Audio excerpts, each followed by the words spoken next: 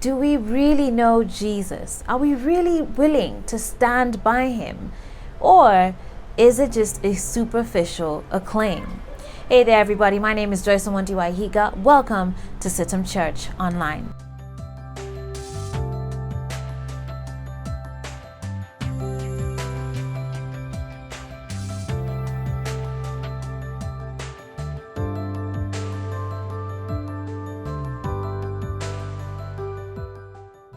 Matthew chapter 21 verse 1 to 11 details for us how this crowd received Jesus so jubilantly with such great pomp and circumstance and celebration.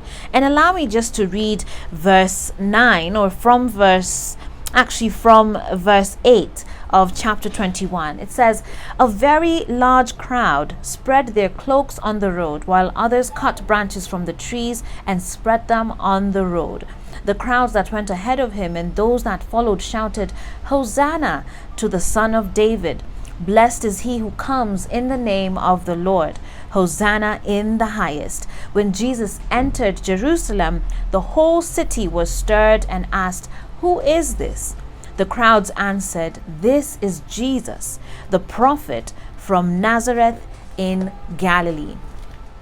Now, this crowd literally received Jesus as a king. All right, they were shouting Hosanna, which actually, as far as I've studied and understood, means or is translated to mean save now. Essentially, this was a cry for deliverance, and it was a cry for help in their day of trouble. And you can find that in Psalm chapter 118, verse 25 and 26.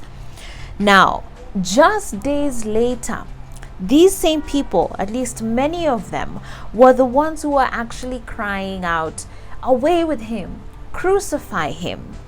That they did not stand by him then, when just days ago they were there throwing down their robes for him, marching with him into the city, and just giving this grand triumphant celebration of him. In fact, they were there saying, "This is Jesus the prophet from Nazareth in Galilee." Human nature is so fickle, and there's nothing as uncertain, as almost unpredictable, and as unreliable as human nature. We're so caught up in popularity, and we're so caught up in fame. And indeed, many times it seems that we actually approach faith this way. And I wonder how many of us have really made that decision to follow Christ as our own. This is not about just going with the crowd. It's not just because there's a grand procession happening, but because we've truly chosen him. We've truly chosen to live our lives in sacrifice and in obedience to him. And so my message is very simple to us today, that following God, following Jesus, he desires for us to wholeheartedly, fully, 100% follow after him. Not superficially, not just on the surface, not just on certain days and not the other, but that even when things will be the hardest, even when things will be absolutely thick, that we would still choose to follow him, that we would still stand beside him in that moment of trial and tribulation. And so, are we standing on a solid foundation? Is your faith built on a solid foundation?